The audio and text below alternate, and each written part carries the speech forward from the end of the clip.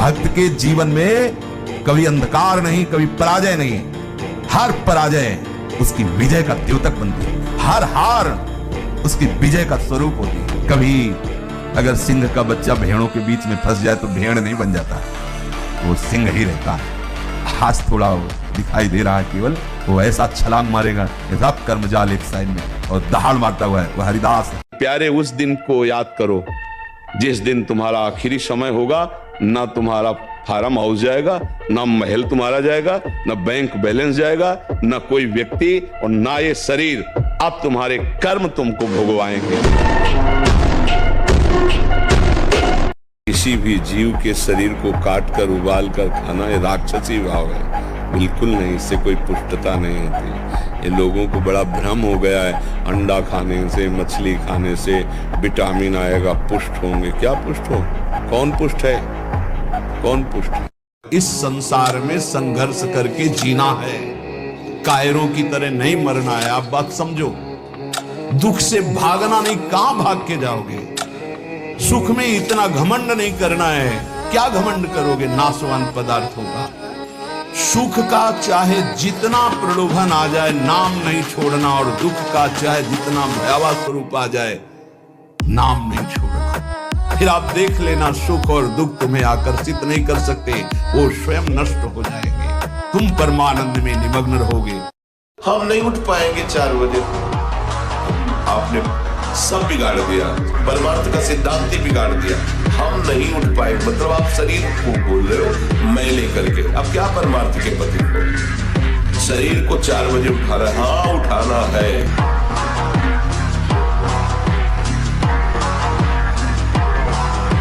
एक बार सुना दो, केवल कोई भी बात आप हमको बता दो, हमारे दिमाग में टेप हो जाएगी। तो पवित्र स्मृति तो हम कह रहे 6 घंटे में जो तुम पकड़ रहे हो ना, 2 घंटे में काम पूरा कर लोगे, क्योंकि उतनी प्रवीणता आ जाएगी। यदि आप ब्रह्मचारी नहीं है तो आप अध्यात्म विद्या को धारण नहीं कर सकते। ये वो विद्या नहीं है कि केवल बौद्धिक विद्या हो, कि बुद्धि के द्वारा आप रट लो, बुद्धि के द्वारा आप उसको समझ लो। ऐसी विद्या नहीं। इसमें आपके एक एक आचरण, एक एक इंद्री जब शास्त्र सम्मत चलेगी, तब आप अध्यात्म विद्या को जान पाएंगे। और अध्यात्म विद्या को जान गए तो ये स्वाभाविक सब आपके अधीन। हाथ पकड़े गड़बड़ कैसे करने देगा? अगर इसको छूट दे दी ना, डिप्रेशन में पहुंचा दे। होगा वही प्यारे, निश्चित हो चुका है। अब उस निश्चय को अगर कोई टाल सकता है तो एक महान शक्ति है, राधा राधा राधा राधा राधा। जैसे भजन आवश्यक है, वैसे व्यायाम आवश्यक है, वैसे प्राणायाम आवश्यक है। वैसे आपको 2 किलोमीटर दौड़िए, कुछ शारीरिक ऐसा व्यायाम, कुछ ऐसे भी व्यायाम करिए। कोई व्यायाम पैरे से ये कोई व्यायाम का मतलब पसीना निकले शरीर से। आपके शरीर से बस 1-2 किलोमीटर दौड़िए। ऐसे जंगली सिंह के नेत्र है, ऐसे ब्रह्मचारी के नेत्र, उसके नेत्र में पावर होता है, एक दबाव पक्ष होता है। वो जिस पर नेत्र डाले तो एक बार घूम जाए सामने वाले के। ब्रह्मचर्य का ऐसा पावर, देवलोक सहित समस्त देवता उसे नित्य नमस्कार करते हैं जो ब्रह्मचारी होता है। अगर आप शुद्ध ब्रह्मचर्य रहना चाहते, स्वप्न दोष से निपटना चाहते, तत्काल व्यायाम कीजिए। 30 मिनट कम से कम। दंड है, बैठक है, और भी आसन है, योगियों ने बताए हैं। और फिर 20 मिनट कम से कम प्राणायाम कीजिए, कपालभाति, अनुलोम विलोम आदि जो भी आप सीख पाए। और इसके बाद 30 मिनट तक कोई खान पान न कीजिए। प्राणायाम व्यायाम के 30 मिनट तक ना आप चाय पीजिए ना पानी। चाय तो बड़े बूढ़ों की बात है, आपका शरीर रोगी हो तो चाय की जरूरत क्या है? ब्रह्मचारी अपने आप में इतना चाय होता है कि उसे जरूरत ही नहीं दूसरे किसी गर्म पदार्थ पाने की। अंदर के शत्रु तुम्हें परेशान कर रहे हैं, तुम उन पर कभी नजर की? मन कह रहा होटल चलो, होटल, मन कह रहा फिल्म देख चलो, मन कह रहा है गंदी दृष्टि करो, करो।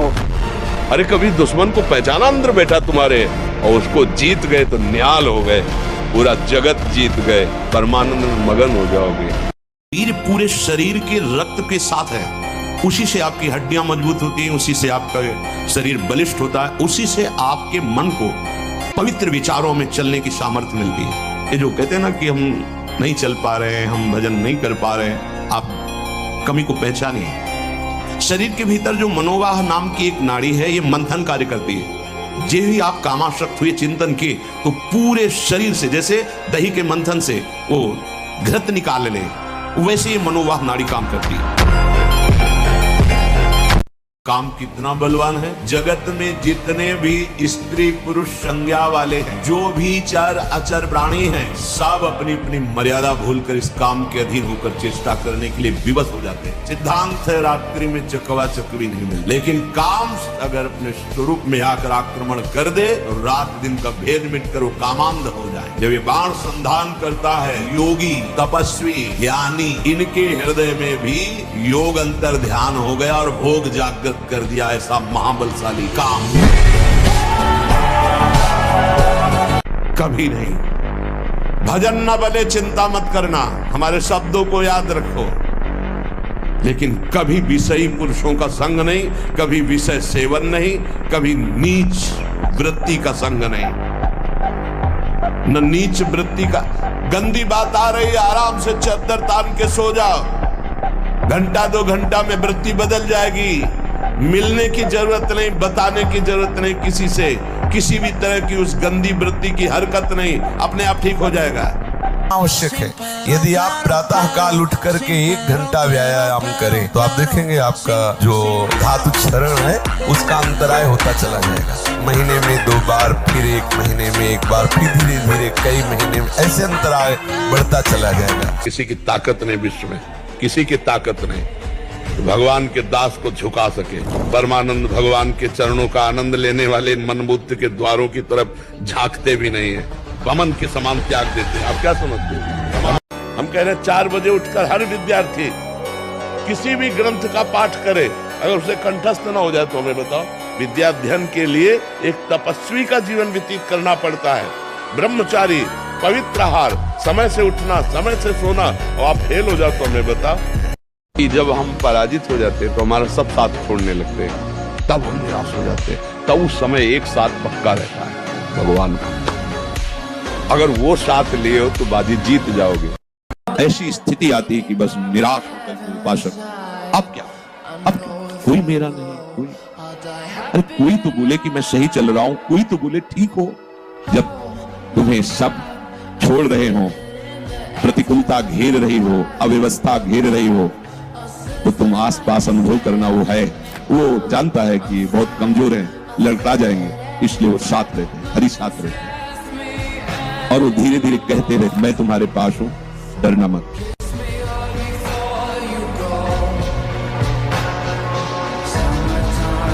भगवान को साक्षी करके देखो तुमने कितना अन्याय अंदर से किया, और क्षमा करते रहे कि नहीं करते रहे अपने को, तो अब दूसरे का नंबर आया है, तब उसे भी क्षमा करना सीख जाओ। क्षमावान ही भगवान को प्रिय है। जो हस्त क्रिया है तो बच्चे, इनको पता तो है नहीं कि मेरे जीवन की नाश की क्रिया है। उनको एक सुख का साधन मिल गया, खेलने का साधन मिल गया, और वो दिन में कई बार ऐसा, और फिर इसके बाद जो उनका परिणाम आना चाहिए कि चक्कर आ रहा है, शरीर टूट रहा है, स्मृति नष्ट हो रही, पढ़ने में मन नहीं लग। निराशा नहीं होनी चाहिए, उदासी नहीं होनी चाहिए, और जिद्दी स्वभाव बनाओ। एक बार हार गया तो मैं अपने को इतना पुष्ट करूंगा कि हारू नहीं। जब आप आनंदित होंगे, जब आप उत्साहित होंगे, तब ये फंसाएगा। इसकी चाल है। भयभीत तो होना मत, क्योंकि निश्चय कर लो कि मरना है। इससे ज्यादा भय क्या दे सकता है? हमारी इज्जत श्यामा श्याम है, इससे भी भयभीत मत हो। अगर गलती हो रही है सुधार करो, गलती हो गई है प्रभु हम तो हम सर्व पापेभ्यो मोक्षयिष्यामि मा शुचा, आपको कमजोर होने की जरूरत नहीं है। गुरु को देखो, गुरु के वचनों को सुनो, उनके दिखाए मार्ग पर चलो। अगर कोई बाल बांका कर दे तो सभा में खड़े होकर बता देना। किसी भी माया की वृत्ति की सामर्थ्य नहीं कि अंतर से गुरु शरणागत को विक्षेप पहुंचा सके।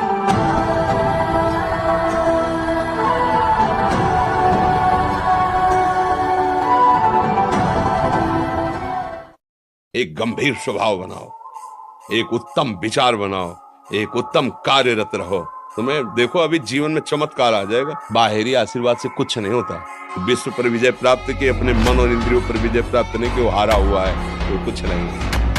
और आप ब्रह्मचर्य से खिलवाड़ करते हैं तो प्रमाद, निद्रा, आलस्य, नाना प्रकार के मानसिक दंड ब्रह्मचर्य से रहा जाए, संयम से रहा जाए तो हमारा शरीर भी स्वस्थ होगा और बुद्धि भी पवित्र होगा।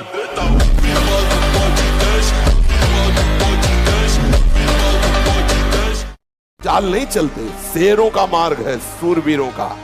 पूरे विश्व को ताल ठोक के परास्त करने वालों का यह मार्ग है। पूरे विश्व को, एक भी हमारा कोई सहयोगी नहीं है। जब हमारे मन ही, बुद्धि, चित्त यही हमारे सहयोगी, नहीं तो बाहर कौन सहयोगी होगा। शरीर बीमार है तो बीमार रहने तो क्या फर्क पड़ता है। मनुष्य जीवन का यही मजा है कि मृत्यु का दुख भोगते हुए भी ताल ठोक के निकल जाए, हर कष्ट सहते हुए मुस्कुरा के निकल जाए। यही तो मस्ती है, और किसी मस्ती सही। हम जितेंद्रियता, भगवान का चिंतन, यही मजा है। मजा ये है कि अपने आप में अपने आप से संतुष्ट रहो। किसी भी जीव को मैथुन करते हुए एकाग्रता पूर्वक देखना, मानो कोई पशु पक्षी आदि ऐसे मैथुन धर्म से अचानक दृष्टि गई, राधा राधा राधा। अगर आपने एकाग्रता पूर्वक देखा तो ये दृश्य आपको भ्रष्ट कर देगा।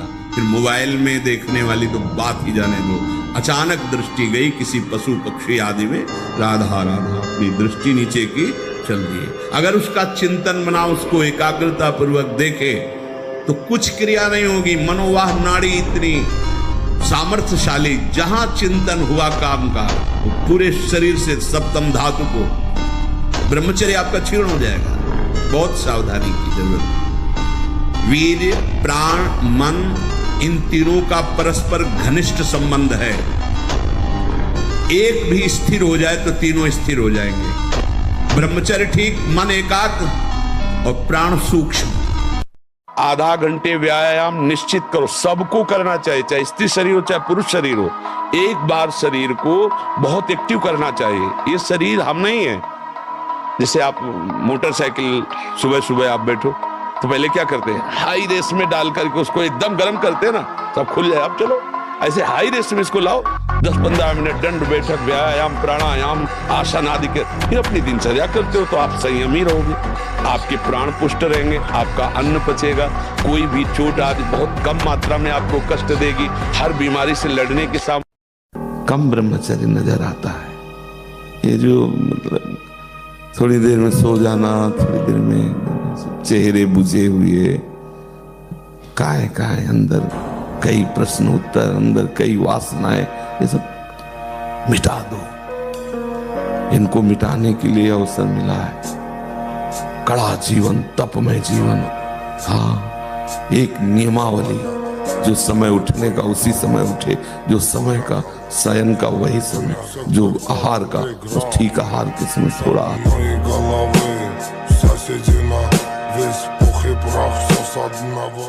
शरीर को इतना थका देना चाहिए कि वो उधर चेष्टा ही ना, जैसे ब्रह्मचर्य को पुष्ट रखना है।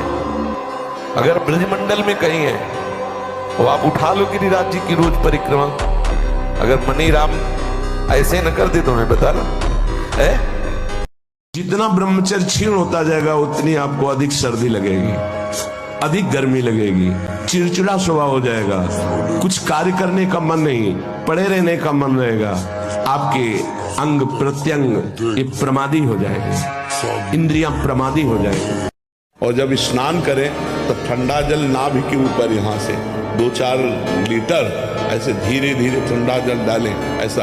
और जब लघुशंका जाए तो आधा लीटर ठंडा जल से गुप्तेंद्रिय को उसको तो धीरे धीरे वीर पुष्ट होने लगे तो है घर्षण कभी न करे। अगर हस्तमैथुन का घर्षण करेगा भूल से भी तो फिर ठीक होने वाला नहीं। और ये इतना बुरा है कि अगर शुरू हो गया तो उठने लायक भी नहीं रखता।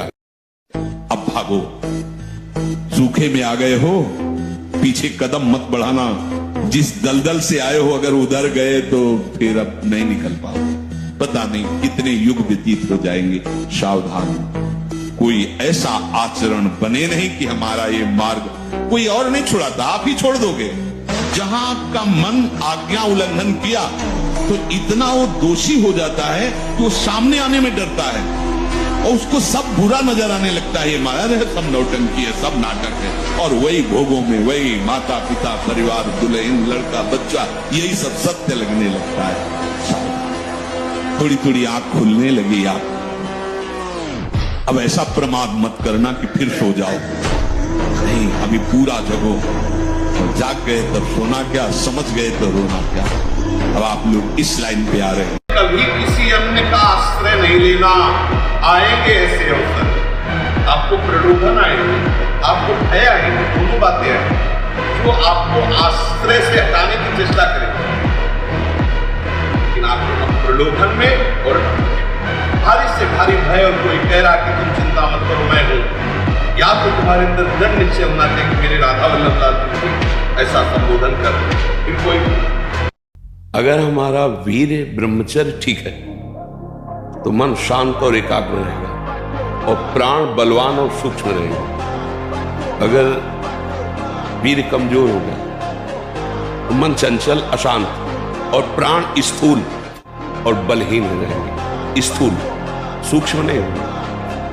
अब हमको मेन पॉइंट पर सुधार करना है, चाहे गृहस्थ हो चाहे गृहस्थ। अगर हम लोग वीर का महत्व समझने लगे, ब्रह्मचर्य का, तो हमारा जीवन काफी संकटों से निवृत्त हो सकता है। अध्यात्म शक्ति वीर से ही प्रकट होती है। तुम्हें अपने मन, बुद्धि, चित्त, अहंकार, इसमें जो काम स्फुरणा हो रही उसे मिटाना होगा। ऐसी स्थिति तुम्हें लानी होगी कि सारा जगत जो काम क्रीड़ा में लगा हुआ है, कामाभ्यास में रत है, भोगाभ्यास में रत है, तुम्हें ब्रह्माभ्यास, भगवदाभ्यास में स्थित होना है। सबको ये काम व्याकुल कर सकता है, लेकिन जिसे तत्व ज्ञान हो गया है या भगवत प्रेम हो गया है, इसकी सामर्थ्य है। अगर संयम और ब्रह्मचर्य में तो तुम्हारे अंदर वो बल होगा जो बल मांस खाने से नहीं होगा। मांस खाने से आप चर्बी बढ़ा सकते हो, लेकिन आप संकल्प सिद्ध नहीं हो सकते। पूर्व के ऋषि मुनि ऐसे थे, लेकिन कुछ भी कर सकते थे क्योंकि पवित्रता थी, सत्य संकल्प था। आज हमारी पवित्रता नष्ट हो रही है, आज हम अपवित्र भोजन पा रहे हैं। अगर ब्रह्मचर्य से रहो और पवित्र अन्न पाओ और डट के व्यायाम करो तो तुम किसी को भी परास्त कर सकते हो। जो हमारी संसार की तरफ वृत्तियां बढ़ रही हैं, उनको तत्काल रोका जा सकता है। निष्ठा में ताकत है। ये निष्ठा बिना धारण किए वाक्येंद्री पावन नहीं होगी। वाक्येंद्री पावन नहीं होगी तो उसी में विराजमान रसेंद्री भी अपावन रहेगी। रसेंद्री बिगड़ी हुई है तो जनेंद्री को शासन में ले ही नहीं सकते, अर्थात समस्त इंद्रियां आपको अपने अधीन कर लेंगी। जो इंद्रियों के अधीन होता है उससे पापाचरण बनता है, जिससे पापाचरण बनता है उसकी दुर्गति होती है। अरे आप समझो आप क्या हो यार, भगवान के बच्चे, भगवान के अंश, और कहां फंस गए। कितने तुम अपने आप को कमजोर कर लिए। तुम्हारा कुछ नहीं बिगड़ा, कुछ नहीं बिगाड़ सकता कोई। बस तुम जागो तो यार, सो रहे हो, जागो। एक बार बात तो मान लो ना, कभी तो किसी की बात मान लो। अब की बार मैं नहीं हारूंगा। अगर फिर हार गया तो निरुत्साहित नहीं होना, एक जिद्दी स्वभाव रखना है। देखते तू कब तक हराता है। एक बार मैं तुझे परास्त करूंगा, एक बार तुम्हें परास्त करूं। भगवान का बच्चा हूं।